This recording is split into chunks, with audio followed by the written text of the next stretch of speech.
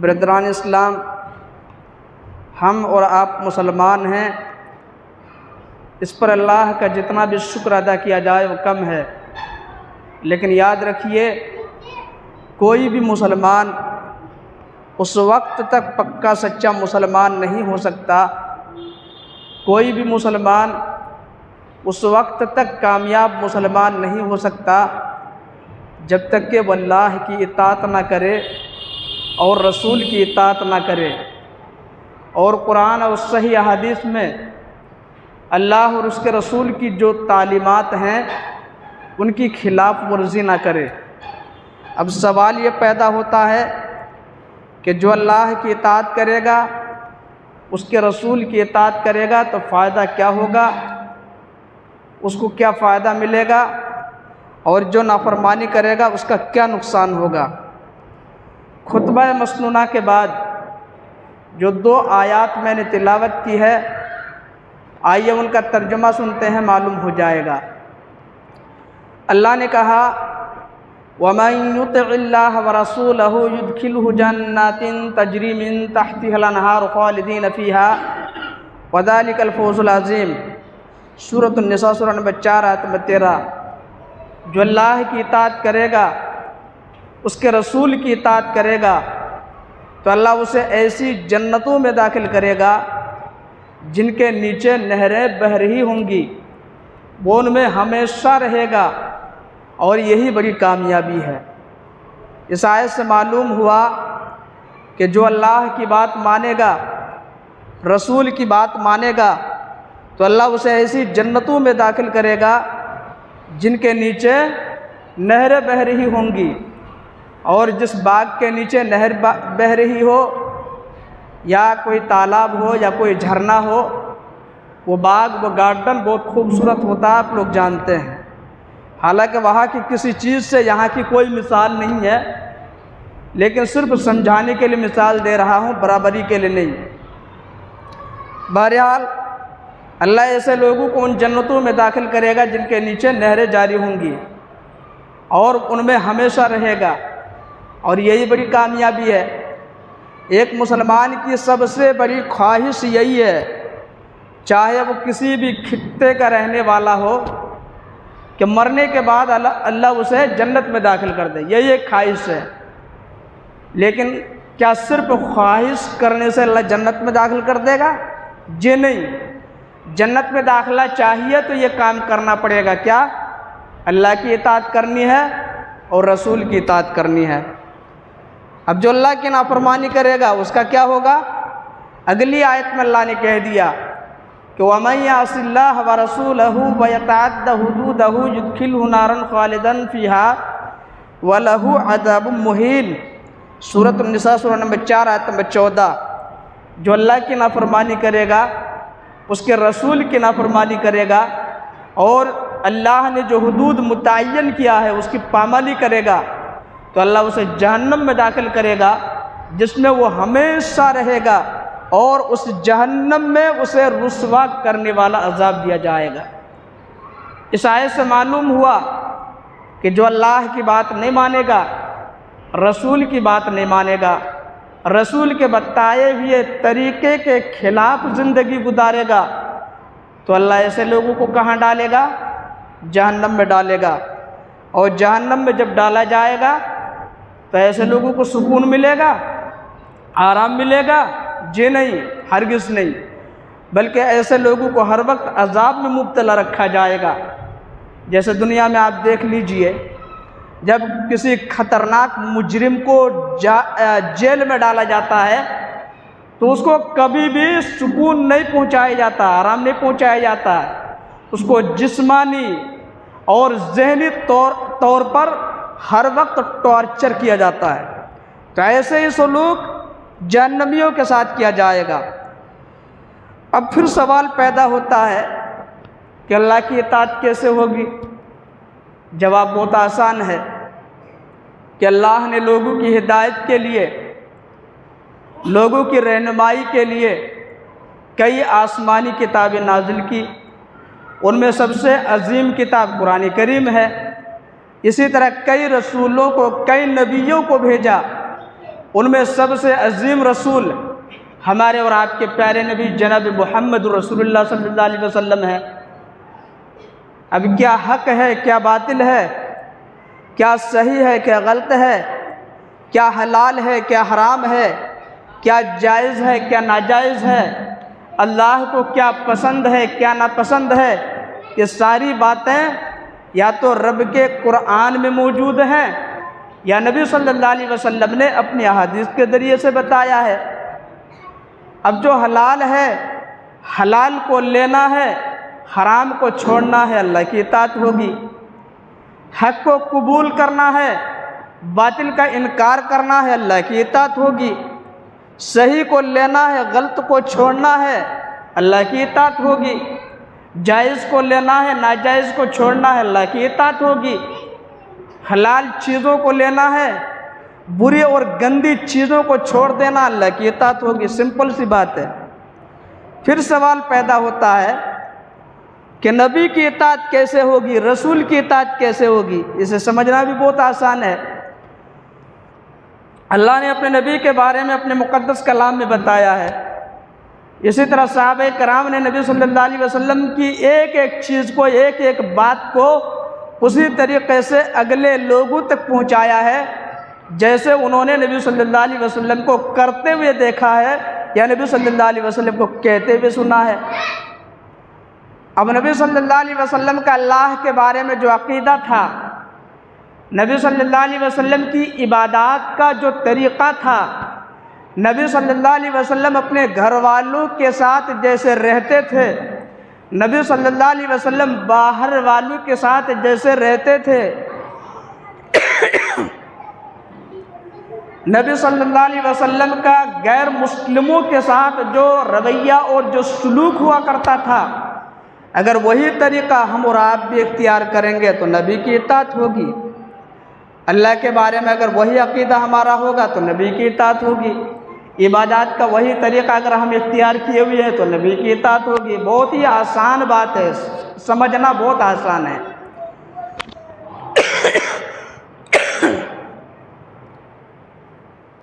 اب پھر سوال پیدا ہوتا ہے، کیا ایسے لوگ گزرے ہیں جنہوں نے ہر حال میں اللہ کی بات مانی یا رسول کی بات مانی ہے؟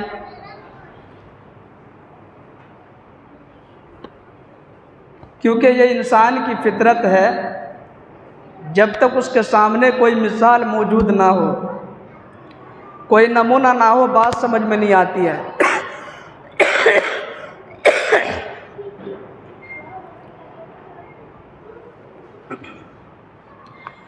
تو جی ہاں، ایسے لوگ گزرے ہیں، اور یہ وہ لوگ ہیں جنہوں نے ہمیشہ اللہ کی بات مانی اور رسول کی بات مانی ہے، اور اللہ اور اس کے رسول کی اطاعت کرتے ہوئے کبھی انہوں نے کسی ملامت کرنے والے کی ملامت کی پرواہ نہیں کی، کبھی کسی سے نہیں ڈرا کہ ابو کیا کہیں گے، گھر والے کیا کہیں گے، خاندان کے لوگ کیا کہیں گے۔ جیسا کہ آج کے دور میں لوگ کہتے ہیں کہ اگر ہم حق قبول کریں گے تو ہمارے گھر والے کیا کہیں گے، ہمارے یار دوست کیا کہیں گے، ہمارے خاندان کے لوگ ہم سے تعلقات ختم کر دیں گے۔ وہ ایسا نہیں سوچتے تھے۔ یہ وہ لوگ ہیں جنہیں اللہ نے دنیا ہی میں جنت کی بشارت سنائی۔ یہ وہ لوگ ہیں جنہیں اللہ نے دنیا ہی میں اپنی رضامندی کا پروانہ عطا کر دیا۔ رضی اللہ عنہم ورضوا عنہ، سورۃ البینہ سورہ نمبر 98 آیت نمبر 8، کہ اللہ ان سے راضی اور وہ بھی اللہ سے راضی۔ یہ وہ لوگ ہیں جنہیں اللہ نے اپنے نبی کے ساتھ رہنے کا شرف عطا کیا۔ یہ وہ لوگ ہیں جنہیں اللہ نے اپنے نبی کو اپنی آنکھوں سے دیکھنے، اپنے نبی کے مبارک زبان سے اپنا مقدس کلام قرآن مجید سننے اور احادیث کو ڈائریکٹ سننے کا شرف عطا کیا۔ آپ سمجھ گئے ہوں گے کہ میں کن مقدس لوگوں کی بات کر رہا ہوں، کن پاک نفوس کی بات کر رہا ہوں۔ صحابہ کرام رضی اللہ عنہم ہیں۔ یہ وہ لوگ ہیں جنہوں نے اطاعت کا مطلب سمجھا دیا کہ اطاعت کسے کہتے ہیں۔ اطاعت اگر سمجھنی ہو تو صحابہ کرام کی زندگی پڑھ کے دیکھیے، تب سمجھ میں آ جائے گا۔ اسی طرح انہوں نے محبت کا مفہوم بھی سمجھا دیا۔ آج جو لوگ نبی سے محبت کا ڈھنڈورا پیٹتے رہتے ہیں کہ ہم عاشق رسول ہیں، اصل میں ان کی زندگی پڑھ کے دیکھنی چاہیے صحابہ کرام کی کہ اصلی محبت ہوتی کیا ہے، نبی سے محبت کیسے کی جاتی ہے، انہوں نے سمجھایا ہے۔ ابو لہب نے بھی محبت کی نبی صلی اللہ علیہ وسلم سے، لیکن اس کی محبت میں اطاعت نہیں تھی، عقیدت نہیں تھی، اسی لیے وہ جہنم میں گیا، جہنم اس کا ٹھکانہ بن گیا۔ آج بہت سارے لوگ محبت رسول کے نام پہ جو میلاد منا رہے ہیں تو اس وقت یہی دلیل میں پیش کرتے ہیں کہ دیکھو ابو لہب نے محبت کی، اس کا فائدہ ہوا، لیکن وہ یہ بھول جاتے ہیں کہ ابو لہب یہی وہ بدبخت بھی ہے جس نے سب سے پہلے نبی کی شان میں گستاخی کی تھی، سب سے پہلا گستاخی یہی تھا۔ تو محبت رسول کے لیے یہ دلیل میں اگر کوئی پیش کرتا ہے تو اس سے بڑا بیوقوف کوئی نہیں ہے۔ اسی طرح ابو طالب نے بھی نبی سے محبت کی، لیکن اس کی محبت بھی کام نہیں آئی۔ نبی صلی اللہ علیہ وسلم نے ان کے بارے میں خود فرمایا کہ جہنم میں اس کو سب سے ہلکا عذاب دیا جائے گا، ابو طالب کو سب سے ہلکا عذاب ہوگا۔ اصلی محبت صحابہ کرام نے کی ہے، کیونکہ صحابہ کرام کی محبت میں اطاعت بھی تھی اور عقیدت بھی تھی۔ محبت میں تین چیزیں اگر ہوں تو محبت سچی مانی جاتی ہے، ایک تو محبت، دوسری اطاعت اور تیسری عقیدت۔ اور صحابہ کرام کی آپ محبت دیکھیں گے تو آپ کو یہ تینوں چیزیں صحابہ کرام کی محبت میں نظر آئیں گی۔ باقی لوگ تو ایسی دعویٰ کر رہے ہیں، بس محبت کچھ نہیں، صرف دعویٰ کر رہے ہیں۔ تو صحابہ کرام نے محبت کسے کہتے ہیں، محبت کا مطلب اور اطاعت کا مطلب سمجھا دیا ہے۔ آئیے اب ہم یہ دیکھنے کی کوشش کرتے ہیں کہ صحابہ کرام رضی اللہ تعالیٰ عنہم اللہ کی اور رسول کی اطاعت کیسے کرتے تھے، واقعات کی روشنی میں سے جاننے کی کوشش کرتے ہیں۔ پہلے یہ جان لیں کہ صحابہ کرام اللہ کی اطاعت کیسے کرتے تھے۔ صرف ایک واقعہ سناؤں گا۔ شراب کو اللہ نے 3 الگ الگ موقعوں پہ حرام قرار دیا۔ ایک ہی بار میں اللہ نے شراب کو حرام قرار نہیں دیا۔ اس کی وجہ یہ ہے کہ عرب کے لوگ شراب ایسے پیا کرتے تھے جیسے ہم لوگ سخت گرمی کے موسم میں، سخت گرمی کے دنوں میں فریج سے پانی نکال کر پیتے ہیں، یا چاپا کل سے ٹھنڈا پانی نکال کر پیتے ہیں، ایسے ہی وہ لوگ شراب پیا کرتے تھے۔ ایک ہی بار میں اگر شراب کو مکمل طور پر حرام کر دیا جاتا تو انہیں بہت مشکل ہوتی، اور اللہ تو ارحم الراحمین ہے، اللہ رحم کرنے والا ہے، اپنے بندوں کو مشکل میں نہیں ڈالتا اللہ۔ اس لیے اللہ نے ایک ہی بار میں شراب کو حرام قرار نہیں دیا، بلکہ 3 الگ الگ موقعوں پہ شراب کی حرمت کے لیے قرآن کریم کی آیات نازل کی۔ جب آخری اور قطعی حکم نازل ہوا، سورۃ المائدہ سورہ نمبر 5 کی آیت نمبر 90، تو صحابہ کرام نے کس طریقے سے شراب کو ضائع کیا آپ سنیں گے تو حیرت کریں گے۔ یہ پورا واقعہ صحیح بخاری میں موجود ہے۔ صحیح بخاری کتاب المظالم چیپٹر نمبر 47 حدیث نمبر 2462۔ سیدنا انس بن مالک رضی اللہ تعالیٰ عنہ بیان کرتے ہیں کہ کنت ساقی القومی فی منزل ابی طلحہ، کہ میں ابو طلحہ کے گھر میں لوگوں کو کھجور سے بنی ہوئی عمدہ قسم کی شراب پلا رہا تھا۔ کچھ لوگ ابھی پی رہے تھے، کچھ لوگ ابھی باقی تھے، کچھ لوگوں کے جام ہونٹوں سے لگے ہوئے تھے۔ اتنے میں باہر سے ایک آواز آئی تو ابو طلحہ انصاری نے کہا، لوگوں نے کہا انس ذرا باہر جا کر دیکھو تو صحیح ہے کیسی آواز ہے۔ تو سیدنا انس بن مالک رضی اللہ تعالیٰ عنہ کہتے ہیں میں باہر گیا اور آ کے بتایا کہ اللہ کے رسول کے منادی کی آواز ہے، الا ان الخمر قد حرمت، لوگوں سنو شراب ہمیشہ کے لیے حرام ہو چکی ہے۔ انس رضی اللہ عنہ کہتے ہیں میں نے کہا اللہ کے رسول کے منادی کی یہ آواز ہے، اللہ کے رسول کے منادی یہ پکار کر کہہ رہے ہیں کہ لوگوں سنو شراب ہمیشہ کے لیے حرام ہو چکی ہے۔ تو ابو طلحہ انصاری نے کہا، دوسرے لوگوں نے کہا کیا شراب حرام ہو چکی ہے؟ پھر دیر کس بات کی؟ ہونٹوں سے لگے ہوئے جام پھینک دیے۔ ابو طلحہ انصاری نے کہا، دوسرے لوگوں نے کہا انس یہ جو مٹکے رکھے ہوئے ہیں انہیں باہر لے جا کر توڑ دو، اب ہم انہیں ہاتھ تک نہیں لگائیں گے کیونکہ یہ تو حرام ہو چکی ہے۔ سیدنا انس بن مالک رضی اللہ تعالیٰ عنہ کہتے ہیں پھر میں نے ایک ایک مٹکا اٹھا کر کے باہر لے گیا اور سب کو توڑنا شروع کر دیا۔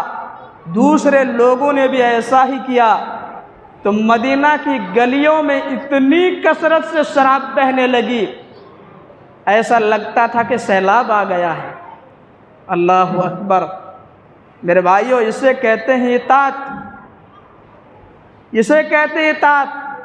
اللہ نے حکم دیا فوراً شراب کو ختم کر دیا، حالانکہ ابھی میں نے بتایا کہ شراب ایسے پیتے تھے وہ لوگ جیسے ہم لوگ گرمی کے دنوں میں فریج سے ٹھنڈا پانی نکال کر پیتے ہیں، لیکن اللہ کا آخری حکم نازل ہوا، انہوں نے کسی بات کی کوئی پرواہ نہیں کی، شراب کو ضائع کر دیا۔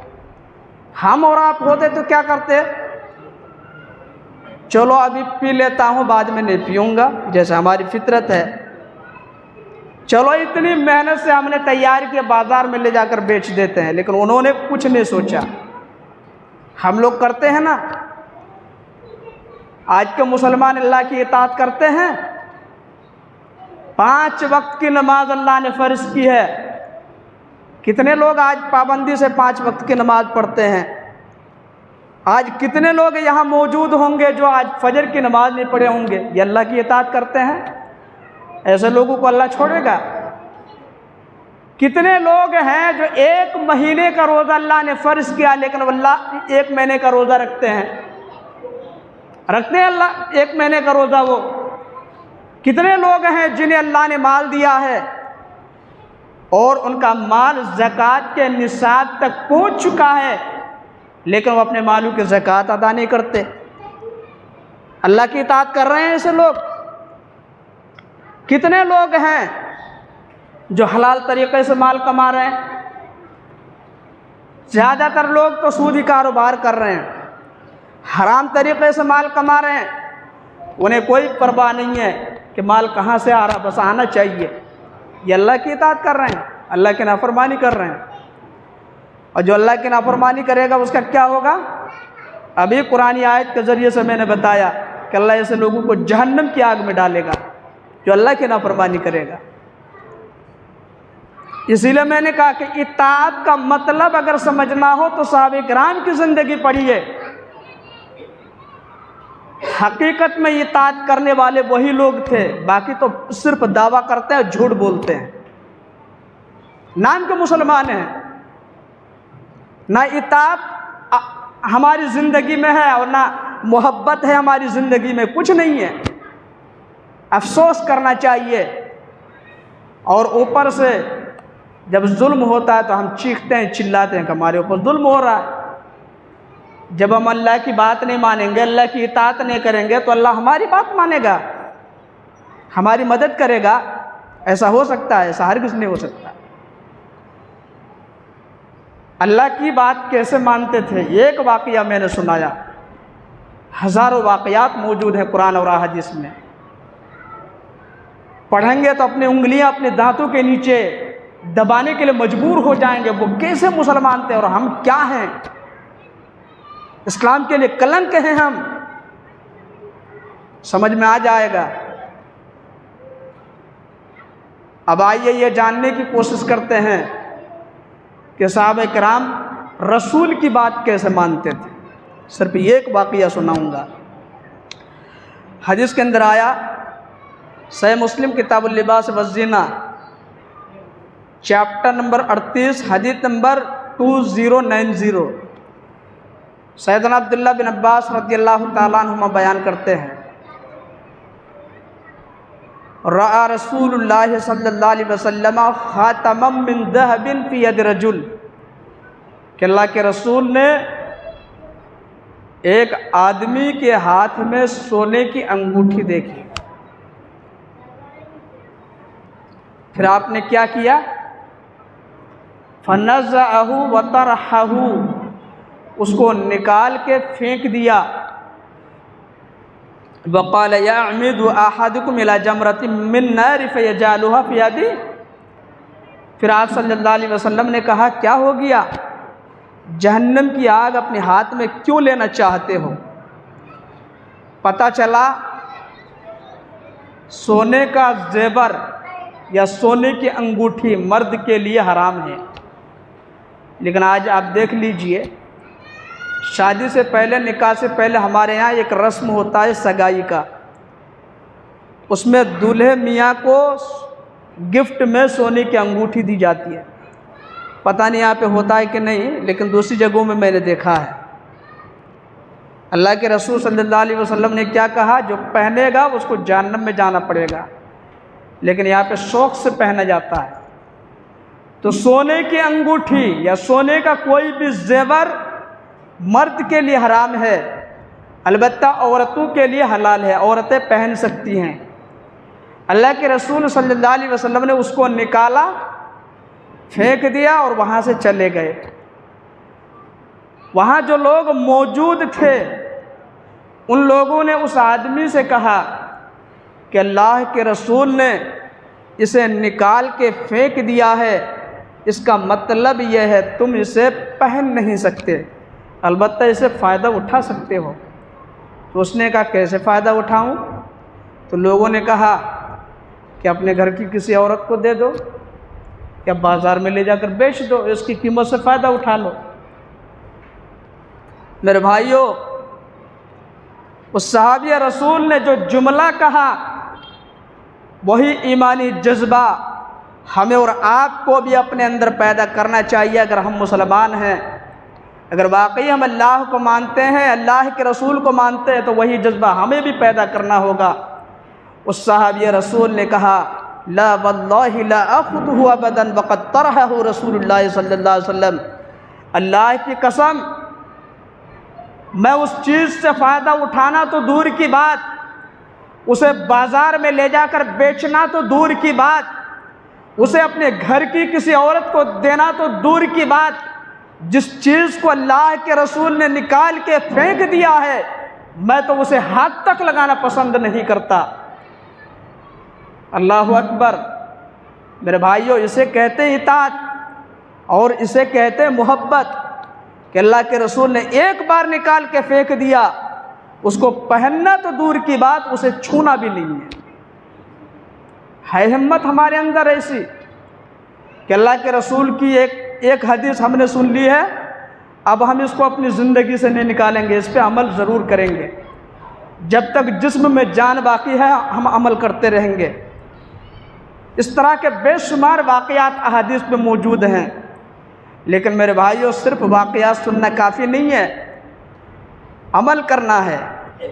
عمل کریں گے تو فائدہ ہوگا، عمل نہیں کریں گے تو کوئی فائدہ نہیں ہے۔ آخر میں اللہ سے دعا ہے کہ اللہ تعالی ہمیں اطاعت کا معنی اور مطلب سمجھنے کی توفیق دے۔ اللہ ہمیں اس کی اور اس کے رسول کی مکمل اطاعت و فرمانبرداری کرنے کی توفیق دے۔ اللہ ہمیں نبی سے سچی محبت کرنے کی توفیق دے۔ اللہ ہمیں دین اسلام کو صحیح طریقے سے سمجھنے اور اس کی تعلیمات پر عمل کرنے کی توفیق دے۔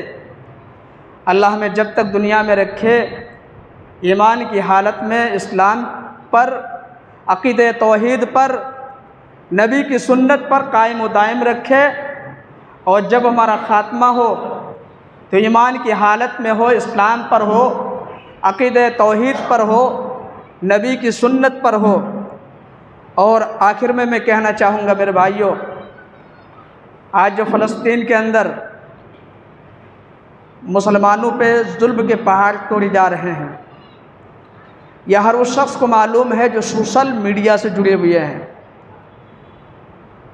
اتنا ظلم کیا جا رہا ہے کہ ہم اسے الفاظ میں بیان نہیں کر سکتے، تو ہم ان کی مدد نہیں کر سکتے، تو کم سے کم ہم ان کے لیے دعا تو کر سکتے ہیں۔ تو آئیے ان کے حق میں دعا کریں ہم، اور دل سے دعا کریں۔ اللہ ہمارے ان فلسطینی بھائیوں کی ماؤں اور بہنوں کی حفاظت فرما، ہمارے فلسطینی بھائیوں، ماؤں اور بہنوں کی غیب سے مدد فرما۔ اے اللہ، جن کی آنکھوں کے سامنے ان کے بچوں کو مار دیا گیا ہے، اے اللہ ان کو تو صبر جمیل عطا فرما، ان کو ان کا نعم البدل عطا فرما۔ اے اللہ، جن بچوں کی آنکھوں کے سامنے ان کے ماں باپ کو مار دیا گیا ہے بے دردی کے ساتھ، اے اللہ تو ان بچوں کی حفاظت فرما، ان بچوں کو بھی صبر جمیل عطا فرما، ان بچوں کی صحیح طریقے سے تو حفاظت فرما۔ اے اللہ، تو ظالم اسرائیل کو پکڑ لے، جیسے تو نے جنگ بدر میں ابو لہب کو پکڑا تھا، ابو جہل کو پکڑا تھا، عقبہ بن ابی معیط کو پکڑا تھا، امیہ بن خلف کو پکڑا تھا، ایسے ہی ظالم اسرائیل کو ایک ایک کر کے پکڑ لے۔ اے اللہ، ظالم اسرائیل کو نیست و نابود کر دے۔ اے اللہ، ظالم اسرائیل پہ اپنا قہر نازل فرما۔ اے اللہ، ظالم اسرائیل پر طاعون کا عذاب نازل فرما۔ اے اللہ، ظالم اسرائیل کے اندر ایسی وبا بھیج دے، وبا نازل کر دے کہ وہ سارے کے سارے ختم ہو جائے۔ اے اللہ، ظالم اسرائیل پر ایسا عذاب نازل فرما کہ تاریخ سے ان کا نام و نشان مٹ جائے۔ اے اللہ، ظالم اسرائیل کو ایک ایک کر کے ختم کر دے۔ اے اللہ، پوری دنیا میں آج ان فلسطینی ماؤں بہنوں کے حق میں، ان فلسطینی بھائیوں کے حق میں دعائیں ہو رہی ہیں۔ اے اللہ، ان کے حق میں ان تمام لوگوں کی اور ہماری دعائیں بھی قبول فرما۔ اے اللہ، آج پوری دنیا کے اندر ظالم اسرائیل کے حق میں بد دعا کی جا رہی ہے۔ اے اللہ، ان کے حق میں بد دعا کو قبول کر لے۔ اے اللہ، ان ظالم اسرائیل پر قوم لوط کی طرح، قوم سمود کی طرح، قوم نوح کی طرح، قوم عاد کی طرح، قوم شعیب کی طرح عذاب نازل فرما۔ اے اللہ، تو نے قوم عاد کی طرح، قوم لوط کی طرح، قوم شعیب کی طرح، قوم نوح کی طرح ہلاک و برباد کر دے، انہیں صفحہ ہستی سے مٹا دے۔ آمین یا رب العالمین۔